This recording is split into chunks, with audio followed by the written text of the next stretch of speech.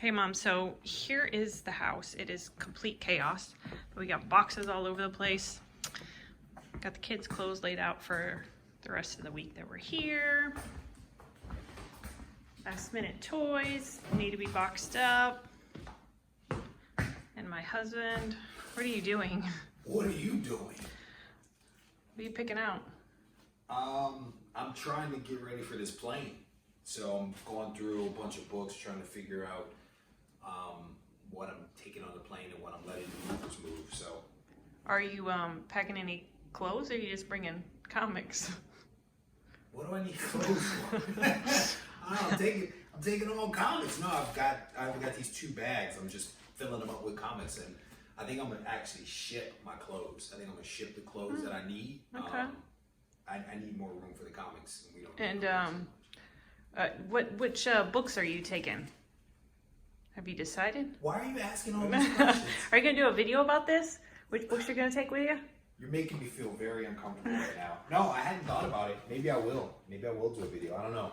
I mean, there's a couple of good books in here, so folks might be interested. I don't know. Maybe I'll do one. What do you think? Yeah? That's probably a good idea. All right. All right. Good stuff. All right, moving on. So this video is a little bit of a bittersweet moment for me. And I say that because this is the last video that I'm actually going to record from this location. And over the last 2 years or so that I've been recording from this house, my channel has grown tremendously. And I'm hopeful that the new studio that I set up is going to be as productive as this one has been. But this is definitely a bittersweet moment because I am very shortly going to be breaking down this entire room. And I've spent a lot of time in this closet talking to this camera, talking to you about comics. And so we're going to transition into another phase, and I'm definitely excited about that. I have an entire cart on Amazon that is full of new equipment that I'm going to be ordering and getting sent to the new house. I'm going to very quickly be trying to ramp things up and get things set up. But yeah, it's going to be a very interesting transition. So as you all heard in that brief intro, my wife was asking some questions about what I was doing. She sent that video to the mothers, that being her mother and my mother, who also peppered me with some other questions about what I was doing and why I was doing it and all that kind of stuff. So I decided to go ahead and turn this into a video. And essentially what I'm going to show you is about $100,000 in comics that I'm going to be carrying on the plane with me. And I'm doing this because I honestly don't feel comfortable just letting the movers move these books. So I have 2 book bags that are full of comics that I'm going to be taking with me. And yes, I am going to be shipping my clothes because I need to have as much room for the comics as possible. But I want to show you guys the books that I'm going to be carrying on the plane with me. So these are in no particular order. They're literally how they're going to come out of the bag. We're going to walk through them. I don't know how much I'm going to say about these, but the first one is Daredevil issue number 1, a really awesome book that actually came out of the 100K collection. This one came back at a 7.0 with off-white pages. A really, really nice copy of that book. And I remember giving somebody advice like a couple of years ago now on that book. They were thinking about picking it up, and that's when I was also looking at it. And I wasn't really finding any copies that caught my attention. And lo and behold, ended up getting the 100K collection, and there was a really awesome copy of that book in there. And to that point of the 100K collection, here's another book that actually came out of there. It is X-Men issue number 2, and this one actually came back at a 6.0. This is a really key book, right? It's the first appearance of the Vanisher. Important book right there. So definitely a cool book. But again, these are all the ones that I'm going to be carrying on the plane for lots of different reasons. Besides the value, it is also just really awesome books that I absolutely love in the collection.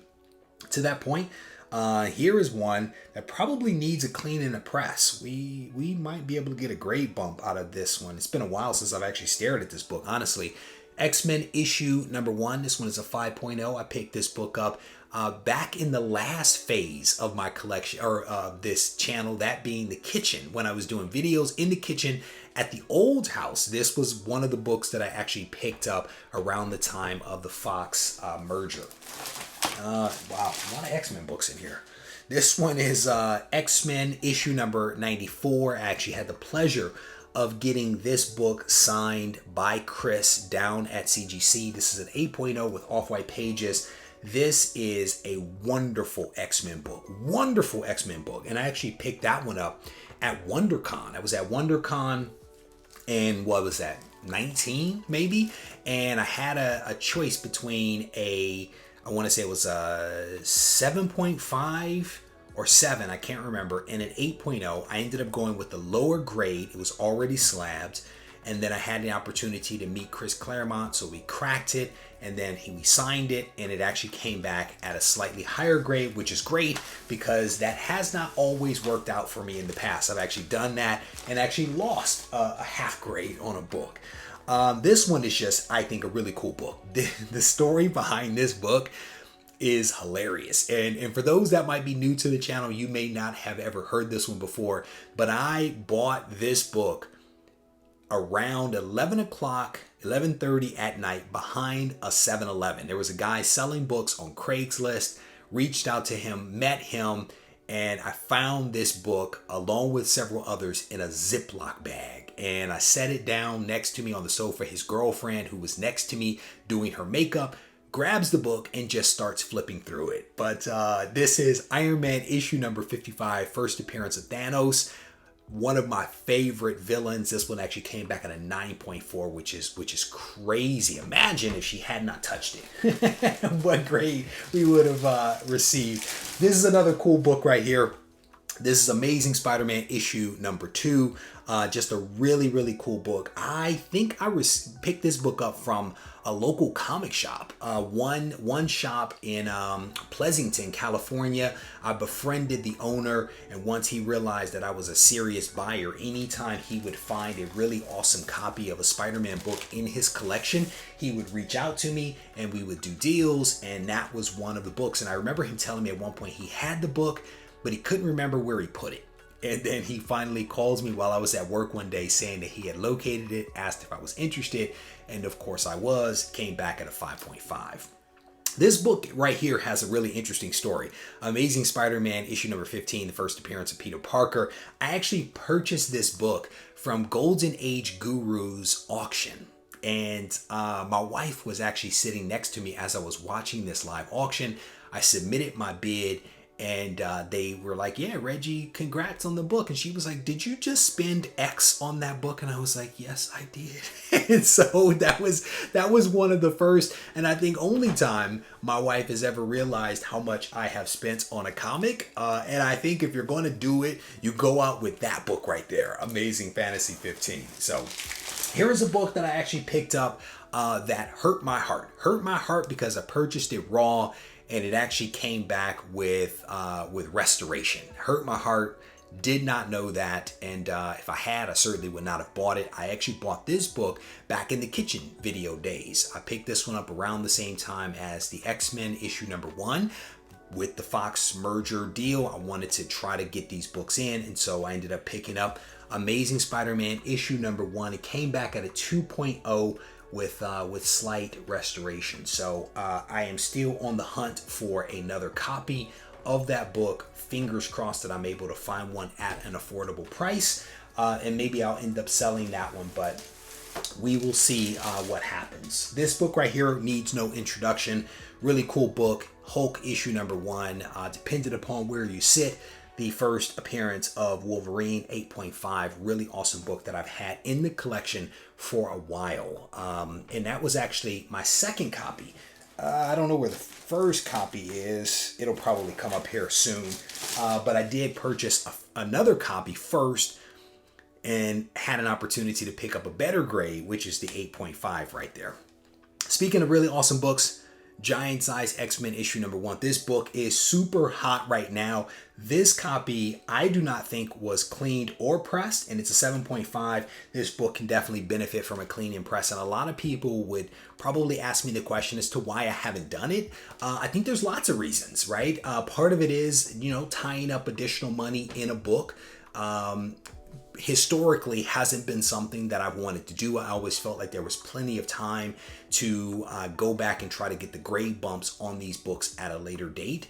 And so, my mindset when I was picking these books up was I can always get to that. I don't need to do it right now. There are other books that I want to get. So that's part of the reason why, as you hear me walk through these, a lot of these I have not sent back to have cleaned and pressed, despite the fact that they have apparent pressable defects. There was a methodology to it, and at some point I probably will revisit getting a lot of these books cleaned and pressed, because I think many of them will see grade increases, which will be a good thing for me on a lot of different fronts.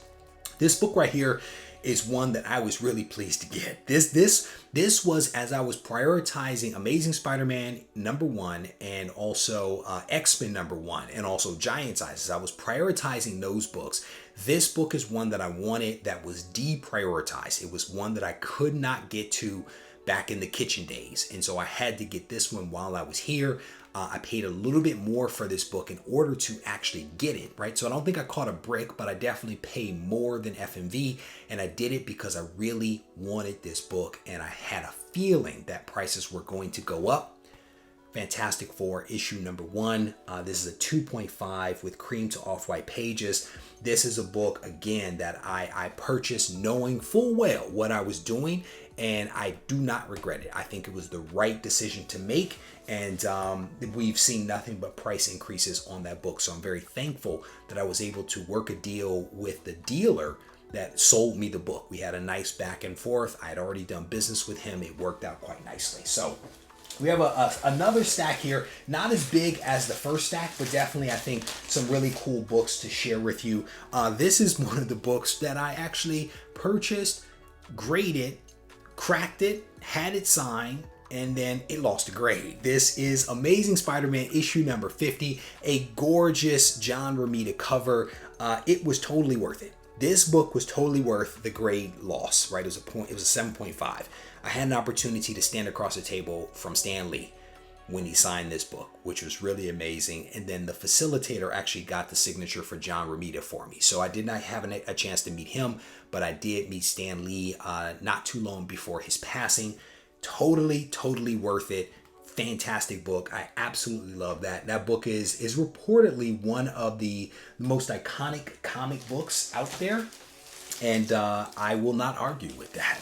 This next one is a really cool book. I actually drove a couple of hours to get this book, about 2 hours north of me to get it, and then another 2 hours back to pick it up. Amazing Spider-Man issue number 4. I absolutely love this cover. There is something about the quadrants that just speak to me. I absolutely love this one. I picked it up raw from a dealer that had gone out of business but was still selling books on the side, and was able to pick it up, send it in, get it graded, and it came back at a 4.0. So definitely a cool book to have picked up, especially in the wilds.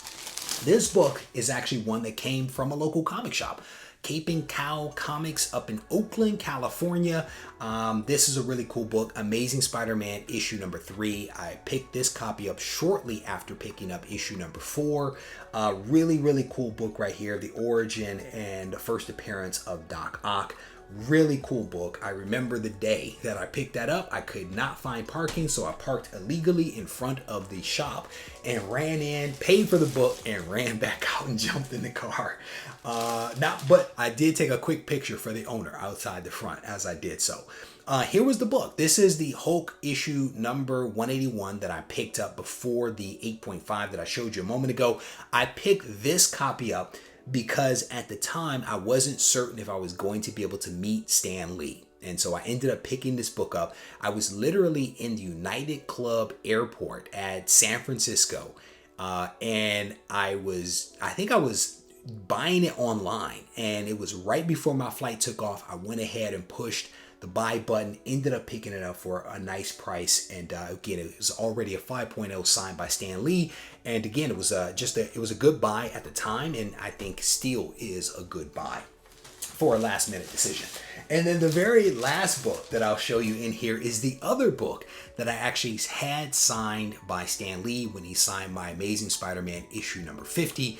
Also had him do this one. This is Amazing Spider-Man 300. I am very thankful because there was one copy of this book that I had sent off to CGC to have graded. It came back color touch.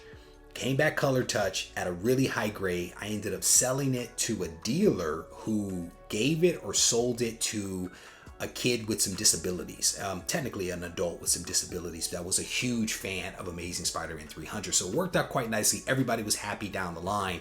And thankfully, because I had already sent that book off to CGC, I had to buy another copy to go get it signed by Stan. I bought this one, came back 9.6. And I was able to get it signed by David Michelini and also Todd McFarlane. The facilitator got those signatures for me, and I stood across the table from Stan while he signed this book for me. So triple signed, 9.6 with white pages. Definitely a really cool book. So again, those are essentially all the books that I am going to be taking on the plane with me, hand delivering to North Carolina. And honestly, by the time you see this video, I will already be in North Carolina with all of these books, safe and sound, probably right this very moment, setting up the studio to actually start doing some filming there. As always, I want to thank you guys for taking the time to watch this video. I hope that you enjoyed it. And if you did, I certainly want to encourage you to hit the thumbs up button. If you haven't yet subscribed to the channel, I want to invite you to do so now. That way you don't miss out on any of the content that I release from the channel from North Carolina. If you need to reach out to me, feel free to do so on Instagram at Regie Collects. Take care.